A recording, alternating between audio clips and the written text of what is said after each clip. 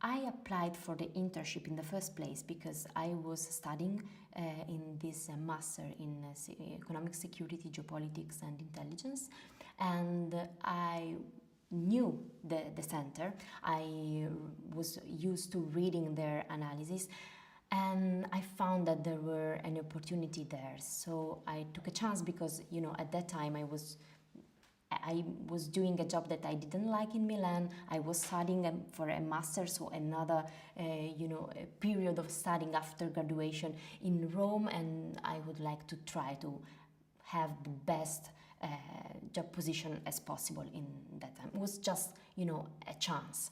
There were the vacancy I would like to try because I had never to lose about that, and I got the internship. So I consider myself very lucky.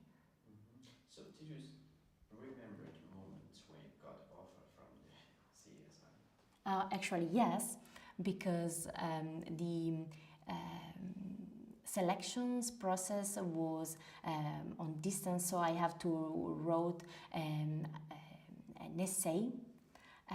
And I wrote this essay in Milan while working as a secretary. And then one morning I got a call, and the director told me that I have been selected for the internship. So at that moment I was alone in the office, and I remember that when I closed the call phone with the director, I started running on the corridor and jumping because I was alone there, and then I immediately called my parents for telling them that I probably would move to Rome. Okay, what's their reaction to this? My mother was very happy, maybe very scared about the idea, to leave their youngest daughter for Rome, but she has always supported me for any kind of very decision, also weird decision. She always supported me. My father, that is a very, old-style man, was a little more scared about the idea that I would have quit a long-term contract job to apply for an internship in Rome, so far away, for a job that is very, very new, because in Italy, think tanks and analysis are a very new domain. So he was a little bit scared, more scared than my mother, but they both supported me and give me the courage to leave. So could you please introduce the CSI to us, like when and how was it established and the most noticeable achievements? Center for International Studies has been established in 2004 by Professor Andrea Margelletti, that currently is the chairman of the institute. It is a private think tank focused on international politics, security, and defense.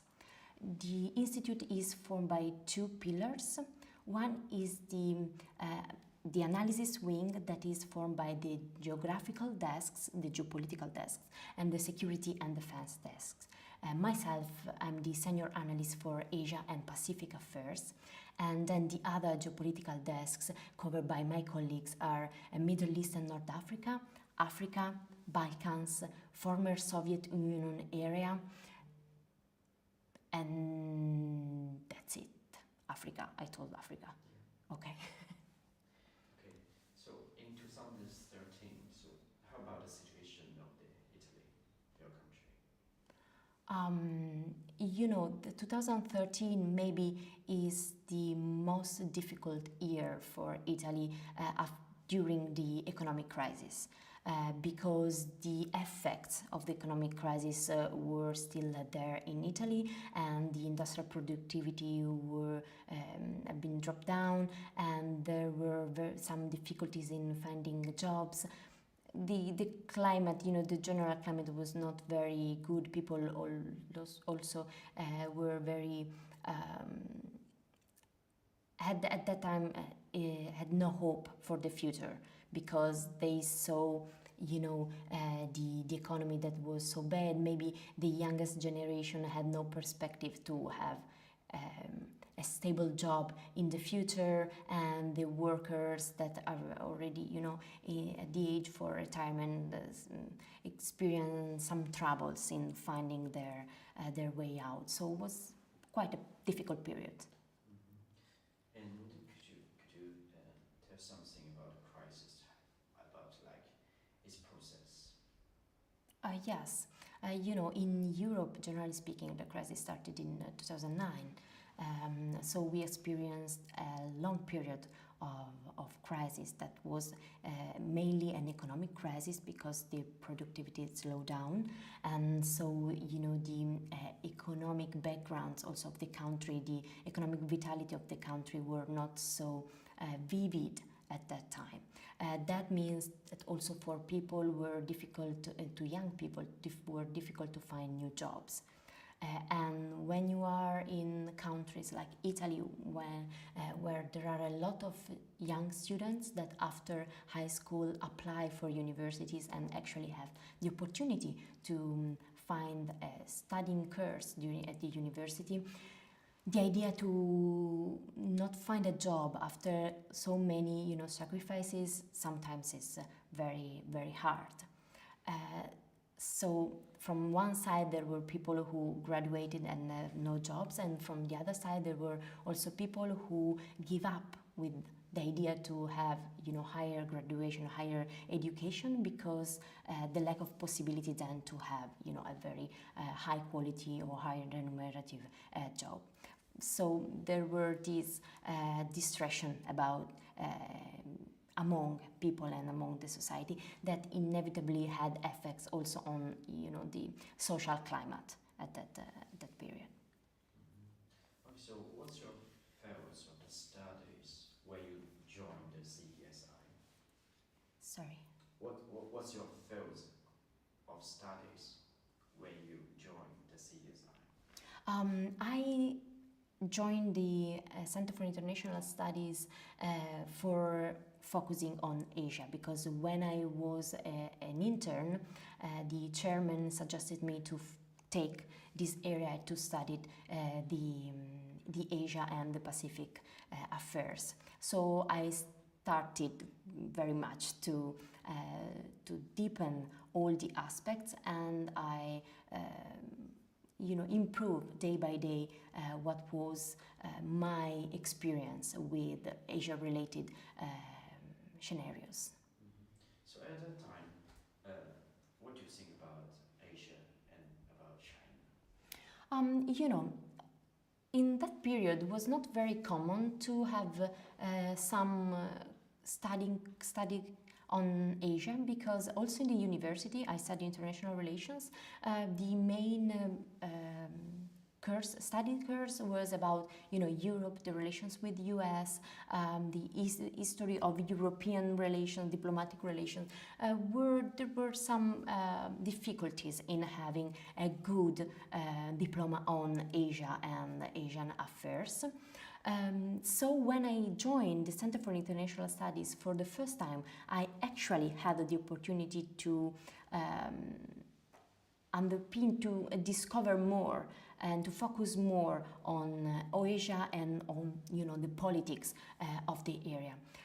For China as well, of course everybody knew China also at that time, but it was perceived as something very far away from Italy. Not just geographically far away, because it's a matter of fact that there are so many kilometers between our two countries, but also politically and socially very far away. The perception was, yes, there is China. We know that China is a big country, but it's always a big and far country from Italy. So it is important, but there are other priorities. So, what's your first paper or article about China? I wrote the first paper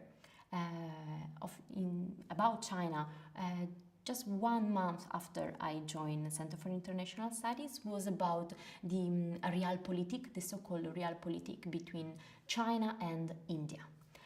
because, as just said, at that time when you have to speak about China or about India or about an Asian country, you have to, or you are, more eager to speak about the regional relations, because we don't have, at that time we don't have the perception that their foreign policy can be also important for European Union or Europeans affairs. So my first paper was about the relations between China and India, because at that time was there were just been some high-level visit exchanges from the two between the two countries, and my paper was on that, why China and India had the interest in finding a common point of dialogue, for which reasons. So what's your view in that article? In that specific paper, my point was that the realpolitik about the relations between the two countries was that they had so many differences, or they compete in some on some issues, but then there are some strategic interests that urge them to find in some way convergences. We can think about the BRICS group, for example, or especially in that paper I was thinking that has China need to contain the US interest in the region, and India has always been or is an ally of US. For China would be also interested to it would be also interesting to have a dialogue with India to try to not be marginalized on some topics. So eventually, what kind of the feedback of that article? Oh, okay. That was a little bit, disappointing, because it was my first paper, so I have so many expectations. But actually had not so many comments as I thought it would have been, because it was a different period. Asia was perceived as far away. There were maybe not a lot of interest involved in on that topic. So it was, not really a success. So what's your feeling? Was my first assignment at that time, so I was a little bit, yes, maybe sad. So, but you still keep going and continue research about China. What kind of things make you keep moving? Maybe I'm very a very determined person. I mean, I try to have some priorities, or to set some goals, and I really like to, achieve them. Um, Also because I really like to have sometimes everything under my control. So if sometimes something is not going how I predicted, is disappointing. But I'm determined and try to have results. So at the time I knew that do analysis was actually my the job of my dream, and I would like to make something big also for the institute that gave me the opportunity to do the job that I always dream. So I started to think about how to raise the awareness about the topics that I studied and that I considered important. I have to say that thanks also to the team working of the center, because our institute is always, in our institute there are always people that are eager to listen for new idea, and so thanks to the support of the director and of the president, we had a very good working team to try to make some topics rise. Okay. So have you ever doubt something about your researching direction? Not actually doubt, because Center for International Studies is a think tank. That means that we do not academic research, but we do analysis. Doing analysis is something different because your our goal is to support the decision-making process. That means that our analysis can be used by stakeholders and decision makers, that can be political decision makers or economic decision makers, to take more aware decisions. That's our goal. It means that if we perceive that some topics are not in the stakeholders' interest, we can always also love these topics, but they are not our priorities in that time, because our goal is to support the decision-making process. So I was not put in doubt our methodology of analysis, because it is actually very peculiar and very strong, and is part of the success of the institute. But at that time we decided to try to find a way, or to wait and find the moment where giving the best or keeping the best from our line of analysis. Okay. So I wonder, on what occasion were you made aware of the Belt and Road Initiative, and what was your reaction at that moment? I heard about Belt and Road Initiative at the very beginning, because studying Asia, it was an important new point also for Asian affairs. So I noticed the Belt and Road Initiative in the very first place.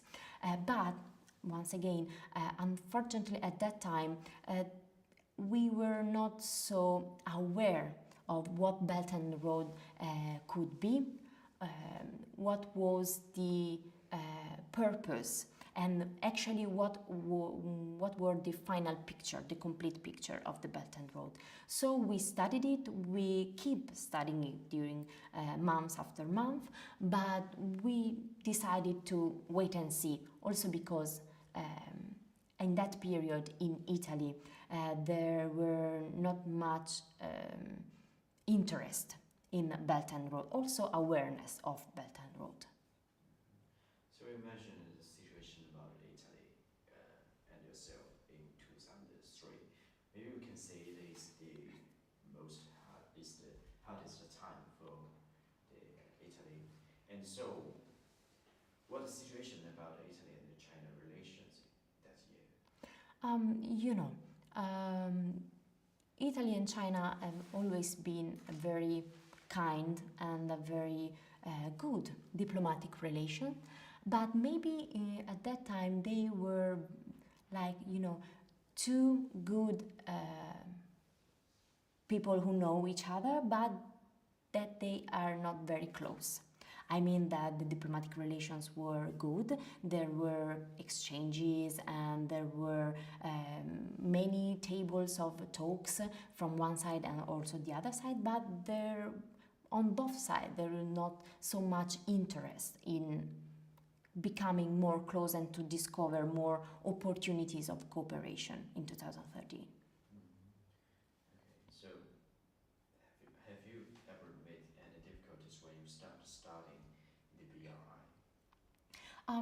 The difficulties were not related to studying Belt and Road, because part of our methodology is to use information for doing analysis. So we do open data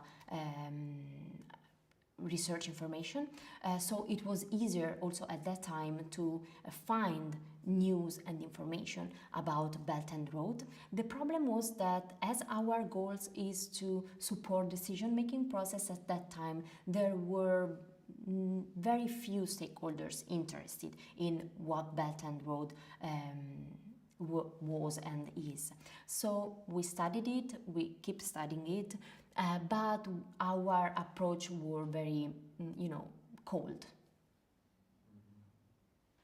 Okay, so I think 2017 is the second year you mentioned in the last interview. So what's the situation about Italy in 2017? 2017, was a better period for Italy because the country was recovering from economic crisis. Maybe in that period the economy started to go well or to recover, and this new climate gave more hope also to people. So also the social environment started to have a new life inside. People were more eager to find, job, even if at that time, long-term contract job were not the were not usual to find some of the long-term contract, but there were other kinds of jobs. So also people started to be accustomed to this change that the crisis brought to our society, but there were a new spirit, maybe a new hope inside the society, and people were more ready to restart. So in 2017, how about you, and how about the CESI, the center? In 2017 were already 4 years that I joined the Center for International Studies. We were in our daily activities as a think tank. We traveled a lot in that period, not just me but also all my colleagues for expanding our network of contacts with people in the region of our expertise to try to have the key for giving also to Italian public opinion and Italian stakeholders the key for understanding the international issues. So it was very active and very vivid year also for the center. So how about this year for the two countries' relations? In 2017, the then Prime Minister, but also the President of the Republic of Italy visited China. There started to be attention paid by Italian government to Belt and Road Initiative, and so to China foreign policy, and especially China interest towards Europe. So it was the first time that we saw a window of opportunity to finally speak about China and to try to increase and improve our work specifically on China. So how about you? What do you think about BRI after learning something about China for several years? We think that the Belt and Road Initiative is a real game changer in the international politics because is a new way of thinking the international politics right now. It is, of course, in the first place about connectivity, but is also about a new idea of interconnecting countries and interconnecting people. I mentioned before that one of the problems for Italy or in Italy toward Asia and toward China was the perception that Asia, and in that case China, is something very far away because the geographical distance is a matter of fact between the two continents.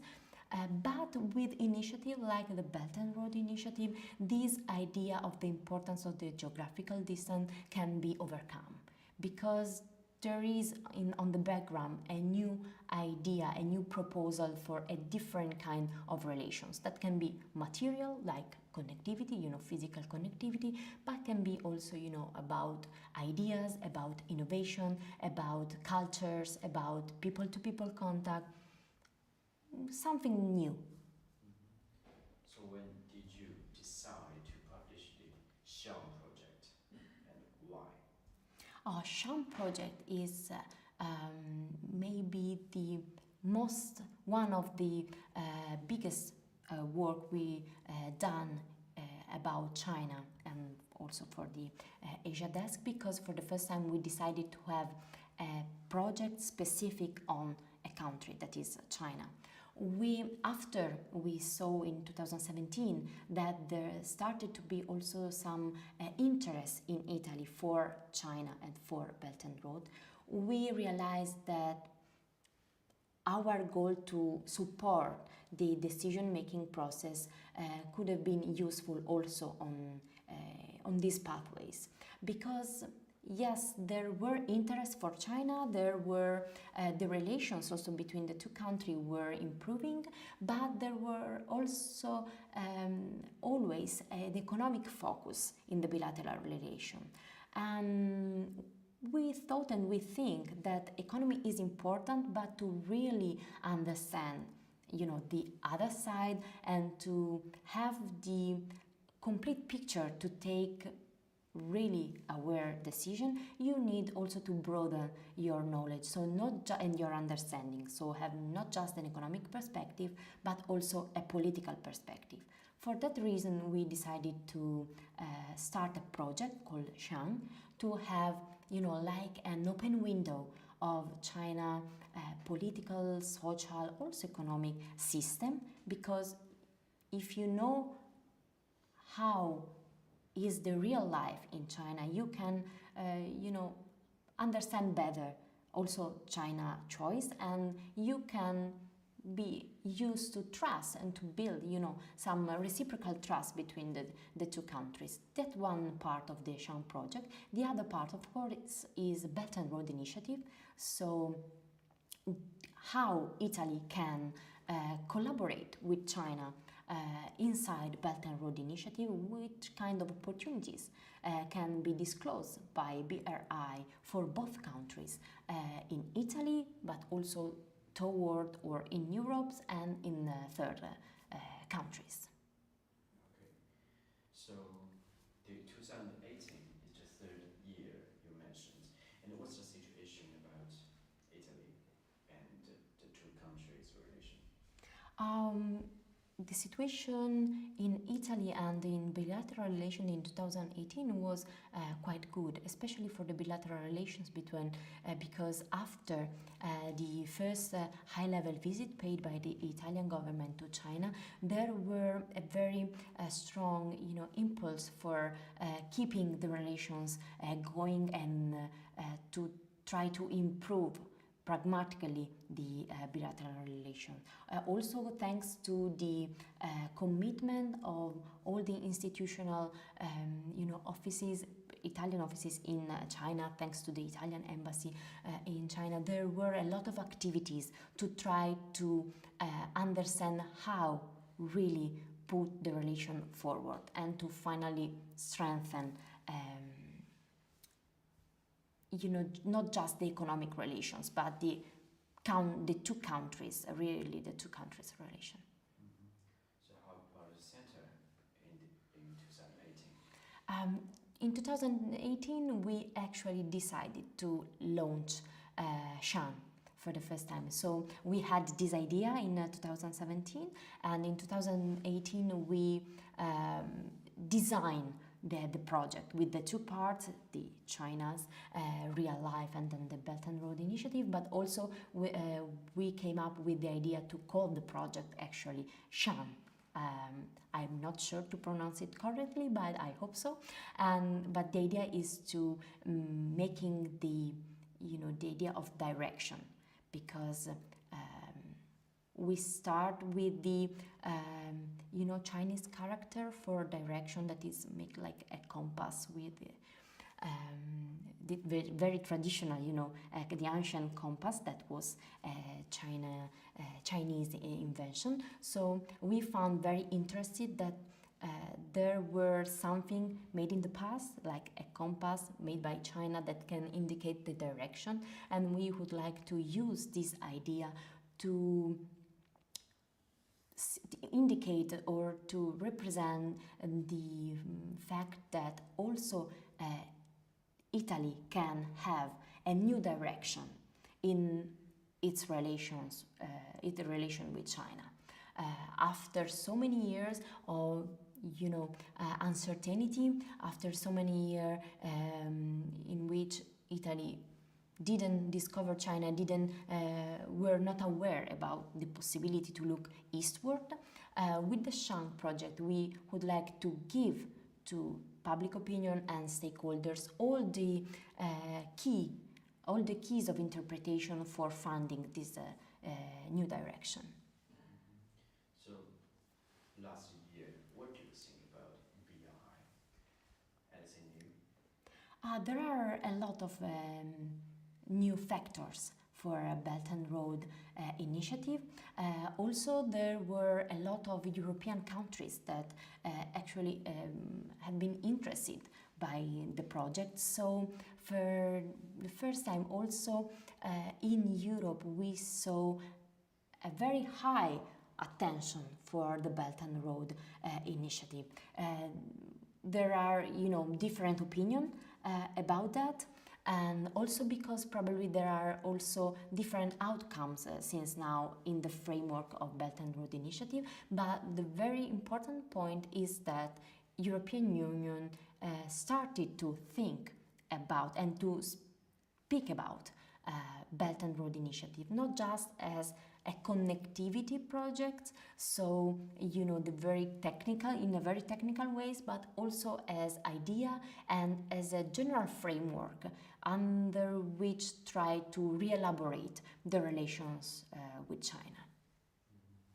So, in your opinion, what the difference between BI framework and previous cooperation? Because China had made a lot of cooperation with other countries before BI, and especially in infrastructure construction. But why China still launching it? Um, I actually don't know which can be, or if there can be a big difference. What I mean is that maybe China nowadays, with the Belt and Road initiative, is trying to give the same framework, to give an idea that there can be a new and different kind of interconnection and connection, not just between China and one single country, but between China or among China and several countries. Is the proposal of a different kind of a different interpretation about connectivity that effectively can be by land road or by sea road, can be implemented in so many ways. And then we have also, or they can also speak about technicalities, because of course each country in the world or different countries in the world have different bureaucracies or different procedures to follow for some sensitive fields like infrastructure. But the idea in the background still stay that it's a new kind of connectivity. So if you accept this background, then you are at least the common ground or the common field on which to start to speak about how to find point of convergences between the interests of the two sides. That can be China and Europe or China and other countries. But the importance is to have clear the common ground. So I wonder, how could Belt and Road initiative benefit your country?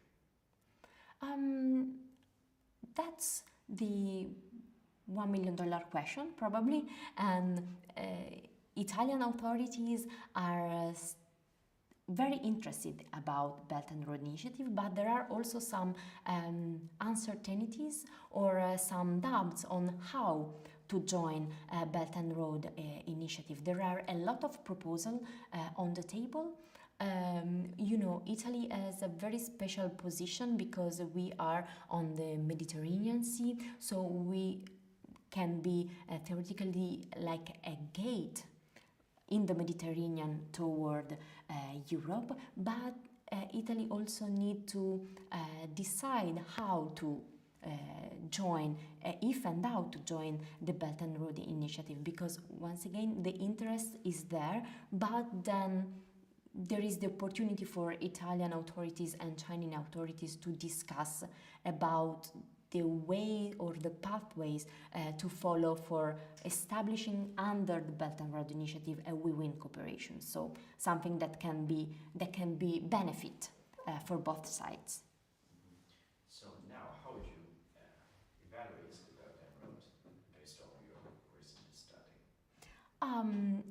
I think that it's really like a game changer, something really new that gives a new framework for thinking about not just international affairs, but once again about one very important thing that is connectivity. And a new idea that countries, but also people, can use for improving their opportunities to rethink about their position towards different kind of topics that can be, you know, infrastructures, that can be foreign policy, that can be how to position themselves in the international arena. Maybe now there are always some problems in the realization because it's a huge program, so that connects so many countries. So maybe it's also, you know, natural that there are some problem to fix before the implementation, a complete implementation. But once again, the idea is still there, and maybe the idea in the background is very the real game changer, promoting a new kind of conceptual framework for thinking about relationships among countries. That, you know, in international order based on, you know, multilaterally mechanism, that's really something new.